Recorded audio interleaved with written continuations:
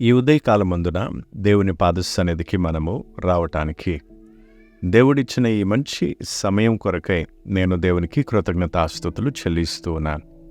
రండి, ఈరోజు వాక్య ధ్యానము కొరకు యెషయా గ్రంథము 9వ అధ్యాయము 6వ వచనాన్ని చదువుకుందాం. ఏలయనగా మనకు శిశువు పుట్టెను, మనకు కుమారుడు అనుగ్రహింపబడెను, ఆయన భుజం మీద రాజ్యభారముండును. ఆశ్చర్యకరుడు, ఆలోచనకర్త, బలవంతుడైన దేవుడు, నిత్యుడగు తండ్రి, సమాధానకర్తయగు అధిపతి అని అతనికి పేరు పెట్టబడును. బెత్లెహేమునందు పశువుల తొట్టిలో పరుండబెట్టబడినటువంటి ఈ శిశువు యొక్క రాకడకు 1000 సంవత్సరాల ముందే దేవుడు తన ప్రవక్త అంటే యెషయా ప్రవక్త ద్వారా ఈ లోకం ఎదుట ఈ విషయాన్ని ప్రకటించాడు, చాటించాడు. ఏంటి అంటే, ఆ రాబోతున్నటువంటి శిశువు ఎవరు, లేకపోతే అతను ఏమవుతాడనే విషయాలను ప్రకటించటం అనేది జరిగింది. మనం రాబోయే రోజుల్లో ఈ శిశువుకున్న వివిధ పేర్లకు అర్థాన్ని నేర్చుకుందాం. ఆయనకు పెట్టబడిన ఈ పేర్లు మన రక్షణకర్తైన దేవుని స్వభావాన్ని తెలియపరుస్తాయని మనం గ్రహించాలి. మనుషులమైన మనము మన పిల్లలకు పేర్లు పెడతాం. ఎందుకంటే పిల్లల పేర్లను బట్టి వారు ఎవరు అనే తేడాను మనం అర్థం చేసుకోవడానికే పేర్లు పెడుతూ ఉంటాం. కానీ నిజమైన దేవుడు ఒక్కడే ఉన్నాడు గనుక మనం ఏ ఉద్దేశంతో పిల్లలకు పేర్లు పెడుతున్నామో ఆ ఉద్దేశంతో దేవునికి పేర్లు పెట్టనవసరం లేదు. మోషే దేవుని పేరేమని అడిగినప్పుడు దేవుడు ఈ విధంగా తనను తాను నేనున్నవాడును, అనువాడును అని ప్రత్యక్షపరుచుకున్నట్టుగా మనం చూడొచ్చు. కానీ దేవుడు ప్రత్యేకమైన మరొక పేరుతో ప్రత్యక్షపరచుకోలేదు. ఎందుకు అంటే, ఒకవేళ దేవుడు ఒక పేరును ఇచ్చినట్లయితే ఆ నామాన్ని జపించటం ద్వారా మనం దేవుని సంతోషపెట్టవచ్చు అనే భావం మానవునికి ఉండొచ్చు. అట్టి ఆలోచన మానవుడు కలిగి ఉండొచ్చు. ఆ రోజుల్లో ఐగుప్తు దేశంలో చాలామంది దేవుళ్ళు అనేవారు ఉండేవారు. ఫరో ఏదైనా ఒక పేరు జ్ఞాపకార్థం కోసం ఒక పెద్ద మందిరాన్ని నిర్మించటం అనేది అతనికి చాలా సులభమైన విషయముగా ఉండేది. అది ఆరంభము నుండి మనము దేవుని చూసినట్లయితే దేవుడు తన స్వభావాన్ని వివిధ పేర్ల ద్వారా తన ప్రజలైన వారికి బయలుపరుచుకున్నాడు, ప్రత్యక్షపరుచుకున్నాడు.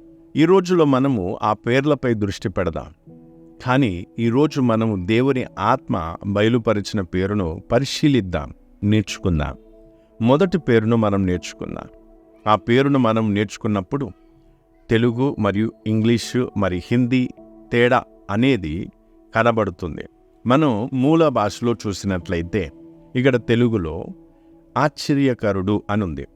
ఇంకా మిగతా భాషల్లో కొంచెం వ్యత్యాసమును మనం చూడవచ్చు. మనం కాస్త ఆశ్చర్యకరుడు అనే ఈ పేరును ధ్యానించుకుందాం.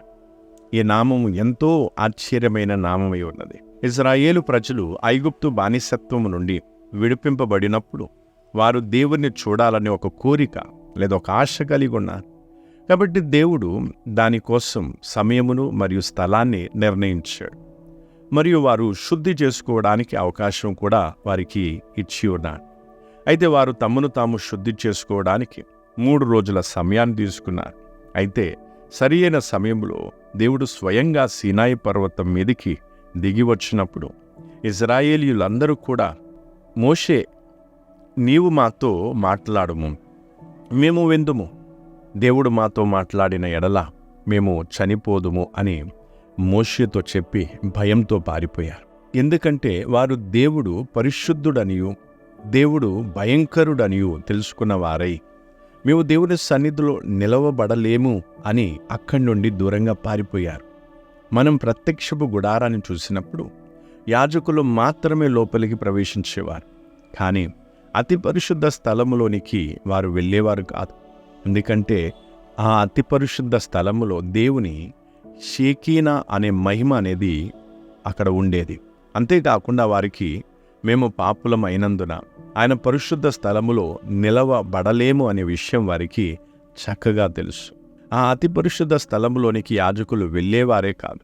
సొలొమోను రాజు దేవుని కొరకు ఒక అందమైన ఒక సుందరమైన మందిరమును నిర్మించినప్పుడు సర్వశక్తిమంతుడైన దేవుని ముందు ఈ భూమి కేవలము ఆయన పాదపీఠమని మరియు ఇంత వైభవముగా ఉన్న ఈ మందిరం దేవుని ఎదుట అంత విలువైనది కాదనే విషయము సొలొమోను రాజు చక్కగా తెలుసుకున్నాడు. మనం యూదుల ఆచారాలను చూసినప్పుడు ఈ యూదులు ఎప్పుడూ కూడా దేవుని నామమును తమ నోటితో ఉచ్చరించరు. ఎందుకు అంటే ఆ విధంగా చేసి వారు దేవుని నామమును గౌరవిస్తారు. దేవుడు పరిశుద్ధుడు గనుక మేము మా అపవిత్రమైన పెదవులతో దేవుని నామమును ఏ విధంగా ఉచ్చరించాలి అనే ఒక భావం కలిగి వారు ఉంటారు. ఇప్పుడు మనం బెత్లెహేములోని పశువుల తొట్టిలో ఉన్న ఆ శిశువును కాస్త చూద్దాం. ఈ శిశువు ఒక ఆశ్చర్యముగాను ఒక అద్భుతంగా ఉన్నాడు. అలాగే ఈ శిశువులోని ఆశ్చర్యమును అద్భుతమును మానవుడు తన మేధస్సుతో అర్థం చేసుకోలేడు. సర్వవ్యాపి అయిన అతి పరిశుద్ధుడైన దేవుడు పాపుల మధ్యలోనికి రావటానికి ఒక చిన్న శరీరం లోపల తనను తాను పరిమితం చేసుకున్నాడు. మొదట సౌలుగా ఉన్న పౌలు గురించి మనందరికీ తెలుసు. అతడు ఒక పరిసయ్యుడు. అతడు తన పూర్ణ హృదయంతో దేవుని ప్రేమించేవాడు. ఇంకా ధర్మశాస్త్రం చొప్పున జీవించి నీతిమంతునిగా తీర్చబడాలనే ప్రయత్నంలో ఉన్నవాడు. కానీ అతడు సంఘముని హింసించే వారిలో మొదటివాడిగా మారాడు. ఎందుకంటే ఆ కాలంలోని విశ్వాసులు నజరేతు యొక్క వడ్లవాణిని ప్రభువుగా మరియు దేవునిగా చెప్పినప్పుడు అతడు భరించలేకపోయేవాడు, సహించలేకపోయేవాడు. కానీ యేసు ప్రభువు సౌలును దమస్కుకు పోవు మార్గమున దర్శించినప్పుడు అతని పరిస్థితి పూర్తిగా మారిపోయింది. అలాగే అతడు సిలువ యొక్క రహస్యాన్ని అర్థం చేసుకున్నప్పుడు అతడు యేసుక్రీస్తును మరీ సమీపము నుండి ఎరుగు నిమిత్తం లాభకరమైన వాటినన్నిటినీ కూడా నష్టముగాను మరియు పెంటతో సమానంగా ఎంచుకున్నాడు. అలాగే ఈరోజు ఎవరికైతే దేవుడు తనను తాను బయలుపరుచుకుంటాడో వారి మనోనేత్రములు వెలిగించబడతాయి, లేక వారి కళ్ళు తెరవబడతాయి. అప్పుడు వారు కూడా ఈ లోకాన్ని పెంటతో సమానంగా ఎంచుతారు. ఈరోజు యేసు చాలామందికి అభ్యంతరముగా కూడా మారాడు. ఎందుకు అంటే కన్యక ద్వారా యేసు ప్రభు జన్మించిన ఆ విషయమును వారు అర్థం చేసుకోనందున యేసు వారికి అభ్యంతరముగా అనిపిస్తూ ఉన్నాడు. కొంతమంది యేసుక్రీస్తుని క్రైస్తవ మతంతో కలుపుతారు. ఇంకొంతమందికి అయితే ఆశీర్వాదములు పొందుకునుట కొరకే యేసుక్రీస్తు ఒక మాధ్యమై ఉన్నాడనుకుంటారు. అయితే ఈరోజు మనల్ని మనం పరిశీలించి చూసుకుందాం. యేసుక్రీస్తు ఎవరు అని మనం గ్రహించామా? మనము ఆ ఆశ్చర్యమైన సంఘటనను అర్థం చేసుకున్నటకు పరిశుద్ధాత్మ దేవుడు మన బుద్ధిని తెరిచాడా? ప్రపంచమంతా క్రిస్మస్ పండుగను జరుపుకొనుటకు బిజీగా ఉంటున్న ఈ సమయంలో మనం ప్రభువైన యేసును మరింత సన్నిహితముగా తెలుసుకున్నటకు దేవుని ఆత్మ మనకు సహాయం చేయునుగాక. ఆయన పరిశుద్ధమైన వాక్యం ముందు పరిశుద్ధ దేవుని సన్నిధిలో కూర్చోవడానికి, ఆయనను మరింత తెలుసుకోవడానికి మనకు సమయం దొరుకుతుందా, లేదా మనం సమయాన్ని కేటాయిస్తున్నామా? ఈ రోజుల్లో మనం దేవుని మరింత ఎరుగునట్లు, దేవుని మర్మములను తెలుసుకున్నట్లు పరలోక జ్ఞానంతో దేవుడు మనల్ని నింపి దేవుని ఆత్మ మనల్ని బలపరుచునుగాక. రండి మనం ప్రార్థన చేసుకుందాం. మా కృపా కనికరము గల మా తండ్రి, ఈ మంచి సమయం కొరకై నీకు వందనాలు.